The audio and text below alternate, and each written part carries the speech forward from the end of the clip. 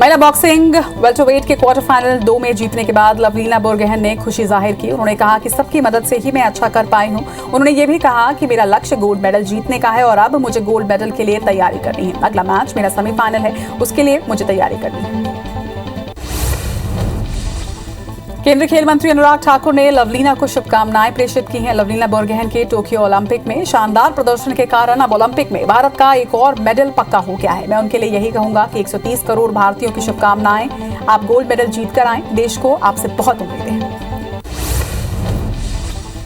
इधर तीरंदाजी में दीपिका कुमारी की चुनौती समाप्त हो गई है। दीपिका कुमारी को एनसेन ने सीधे सेटों में मात दी। दीपिका कुमारी का टोक्यो ओलंपिक में सफर समाप्त हो गया है। एनसेन ने सेमीफाइनल का टिकट हासिल कर लिया है। दीपिका कुमारी हालांकि भारत की ओर से ओलंपिक के क्वार्टर फाइनल में पहुंचने वाली पहली महिला तीरंदाज है। पेगासस कृषि कानून और महंगाई समेत कई मुद्दों को लेकर विपक्ष ने आज भी जमकर हंगामा किया, जिसके कारण दोनों सदनों की कार्रवाई अगले सोमवार तक के लिए स्थगित की गई है। बता दें कि सदन की शुरुआत से ही विपक्ष जासूसी कांड को लेकर हंगामा करता रहा।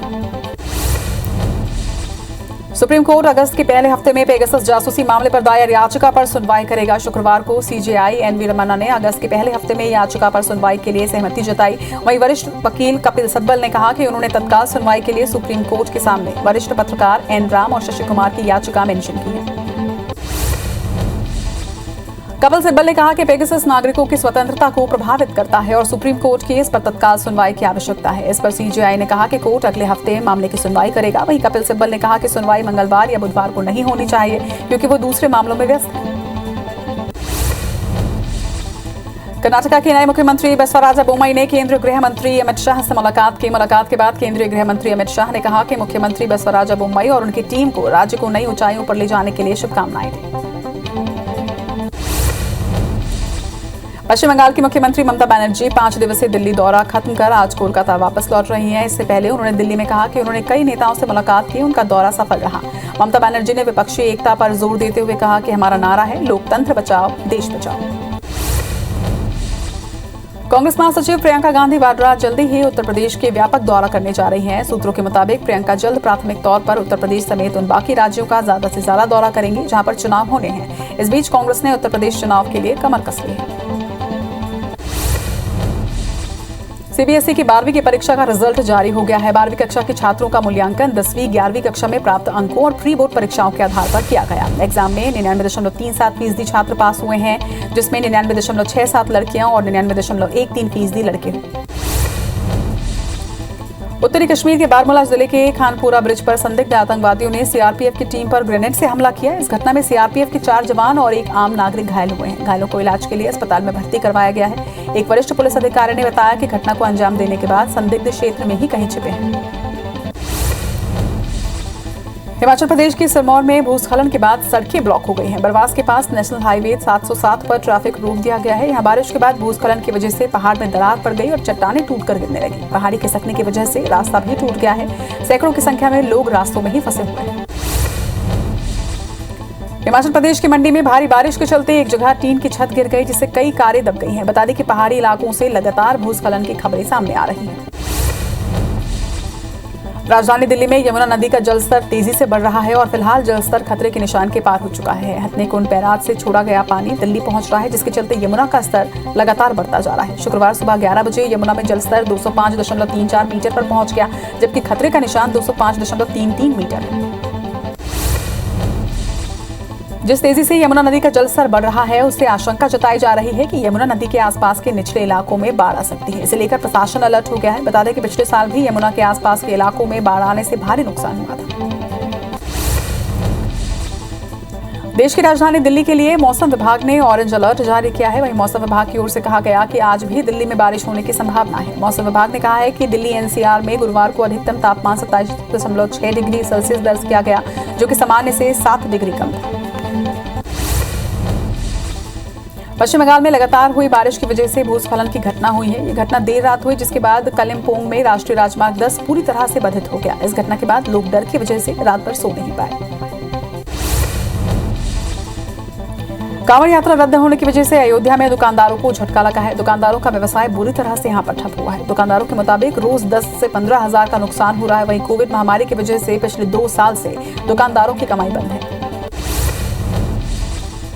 भारत में भी मिक्स्ड एंड मैच वैक्सीन को लेकर जल्द ही ट्रायल शुरू हो सकता है। कोवैक्सीन और कोविशील्ड के डोज की मिक्सिंग को लेकर ट्रायल की मंजूरी देने की सिफारिश की गई है। सूत्रों के मुताबिक central drug standard control organisation के एक्सपर्ट पैनल ने मंजूरी को लेकर सिफारिश की है। इजराइल में 60 साल से ऊपर के लोगों को कोरोना वैक्सीन का तीसरा डोज दिया जाएगा। अगले हफ्ते से यह प्रोसेस शुरू होगा। इजरायली स्वास्थ्य मंत्रालय ने गुरुवार को ये जानकारी दी है। यहाँ 3 महीने से वैक्सीन में इफेक्टिवनेस 16% की गिरावट दर्ज की गई है। यहाँ गंभीर मरीजों की संख्या भी तेजी से बढ़ रही है। छत्तीसगढ़ विधानसभा में मानसून सत्र के आखिरी दिन बीजेपी विधायक शिवरतन शर्मा ने धान उठाव का मुद्दा उठाया। उन्होंने कहा कि उपार्जन केंद्रों में धान नहीं उठने से सूखत बढ़ रहा है। ये राष्ट्रीय क्षति है। मंत्री कह रहे हैं कि 72 घंटे का नियम है, लेकिन बीते 7 महीनों में उठाव नहीं हुआ। परिवहन नहीं होने का दोषी कौन?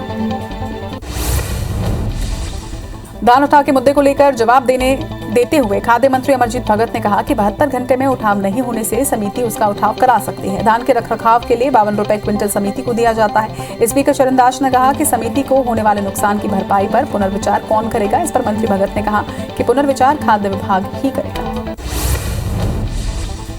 उपार्जन केंद्रों में 21,56,000 क्विंटल धान उठाव के लिए शेष है। इसे लेकर सहकारिता मंत्री प्रेम साय ने 72 घंटे के अंदर धान उठाने के नियम है, लेकिन ये नियम तब बना था जब खरीदी कम होती थी। एफसीआई ने 60 लाख मीट्रिक टन चावल की डिमांड की थी, लेकिन नहीं लिया। इस पर स्पीकर ने जल्द से जल्द बैठक कर समाधान ढूंढने के निर्देश दिए। छत्तीसगढ़ विधानसभा में उपार्जन केंद्रों में धान की बर्बादी के मामले को लेकर बीजेपी और जेसीसीजे के विधायकों ने सरकार को घेरा है। दोनों दल ने सरकार को जिम्मेदार ठहराते हुए कई आरोप भी लगाए। वहीं विधानसभा अध्यक्ष ने इस मामले में आधा घंटे तक चर्चा करने के लिए समय निर्धारित किया। ग्वालियर नगर निगम के सफाई कर्मियों ने नाराजगी जताते हुए आज काम बंद करने का ऐलान कर दिया। कर्मचारियों ने जोन कार्यालय 4 के डिपो पर ताला जड़ दिया। सफाई कर्मी 4 महीने से वेतन और पीएफ न मिलने की वजह से नाराज हैं। वहीं सफाई कर्मचारियों ने कहा है कि जब तक उन्हें वेतन और पीएफ नहीं मिलता तब तक काम पर नहीं लौटेंगे।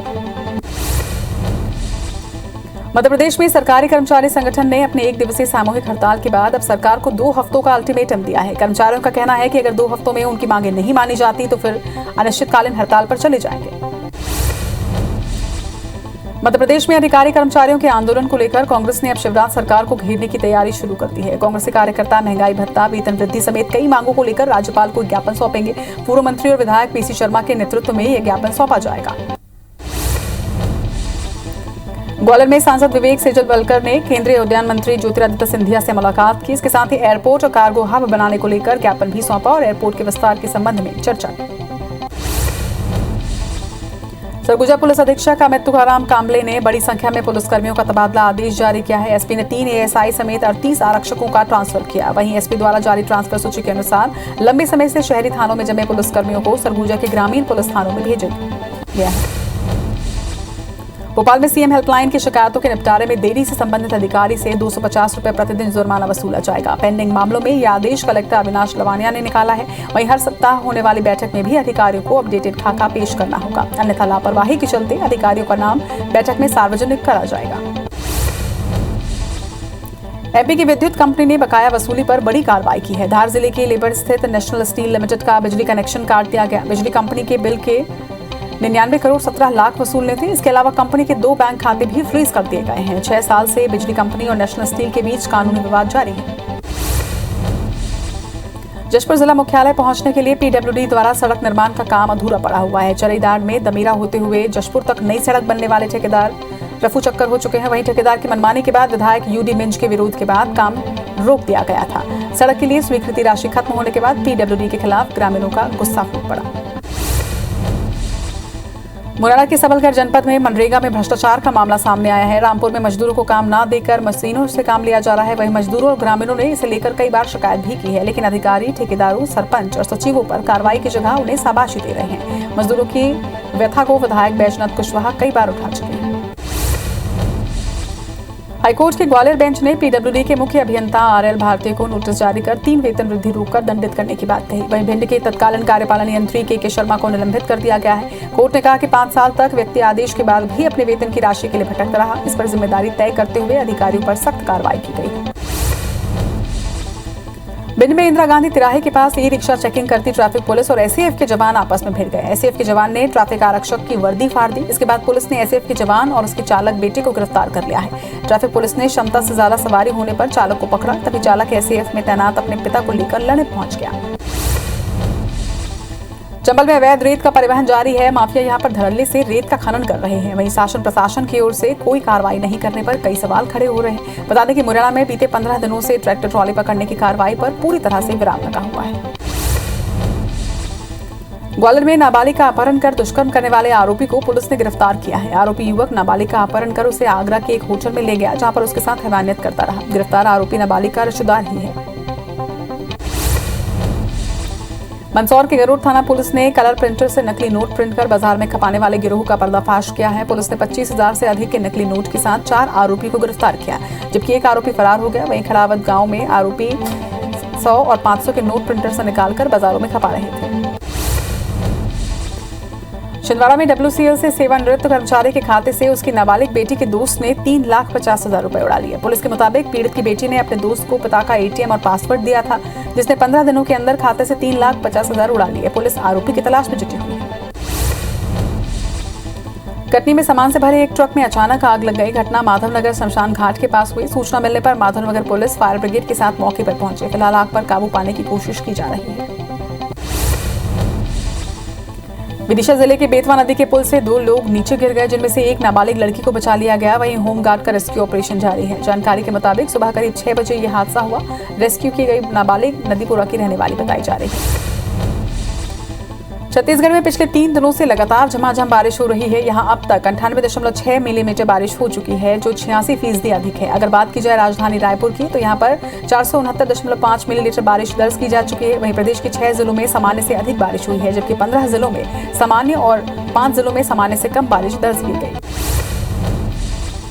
बैतूल के जनजातीय बहुल क्षेत्र भीमपुर ब्लॉक के ग्रामीण आज भी मूलभूत सुविधाओं से वंचित हैं। ट्यूब से ताप्ती नदी को पार करते ग्रामीणों का ये वीडियो इस बात का सबूत है। बता दें कि बारिश में भीमपुर ब्लॉक के अधिकांश ग्रामीण अचल नदी नालों में आई बाढ़ के चलते भीमपुर मुख्यालय और मुख्य मार्गों से कट जाते हैं।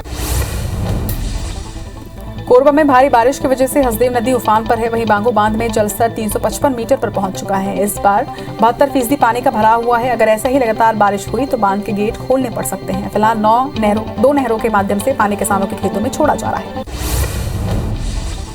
लगातार हो रही बारिश की वजह से बिलासपुर के प्रमुख बैराज, डैम, जलाशय और नदी नाले लबालब हो चुके हैं। खूंटाघाट बांध और खारंग जलाशय में वेस्टवेयर में ओवरफ्लो भी शुरू हो गया। यही नहीं, अरपा भैंसाजार बैराज से लगातार नदी में पानी छोड़ा जा रहा है। बिलासपुर में अब तक 627 मिलीमीटर वर्षा हो चुकी है। वहीं घोंगा और मनियारी जलाशय में भी जलभराव देखा गया। जबलपुर में अभी बरगी बांध के गेट नहीं खुलेंगे। पानी की आवक अभी कम है। वहीं बांध में रोजाना 50 से 60 सेंटीमीटर पानी की वृद्धि हो रही है। पानी अभी अपने अधिकतम स्तर पर नहीं पहुंचा है। ऐसे में बांध के जलभराव इलाकों में तेज बारिश होने पर ही बरगी बांध का प्रशासन गेट खोलेगा। बालाघाट में नक्सल शहीदी सप्ताह में नक्सलियों ने पर्चा फेंक कर विरोध जताया है। इसके साथ ही नक्सलियों के हथियार सप्लाई करने वाले गैंग की गिरफ्तारी को गलत बताया। इधर एसपी ने नक्सलियों के जारी किए गए प्रेस नोट को भ्रामक बताया। सागर से 5 किलोमीटर दूर हफसली कचरा प्लांट इलाके में एक तेंदुआ घूमता हुआ नजर आया। कचरा प्लांट का जायजा लेने के लिए बुंदेलखंड मेडिकल कॉलेज के कर्मचारियों और डॉक्टर्स ने तेंदुए का वीडियो भी बनाया और उसे सोशल मीडिया पर शेयर किया है। महासमुंद में बीते 5 सालों से हाथी का आतंक जारी है। कुछ महीनों पहले ही हाथी का दल जिले से धमतरी और बलौदाबाजार की ओर गए थे, जो कि फिर लौट रहे थे। इधर वन विभाग हाथियों के लोकेशन का पता कर ग्रामीणों को अलर्ट कर रहा है, जिसकी वजह से किसान और ग्रामीण जंगल से लगे खेतों में जाने से डर रहे हैं।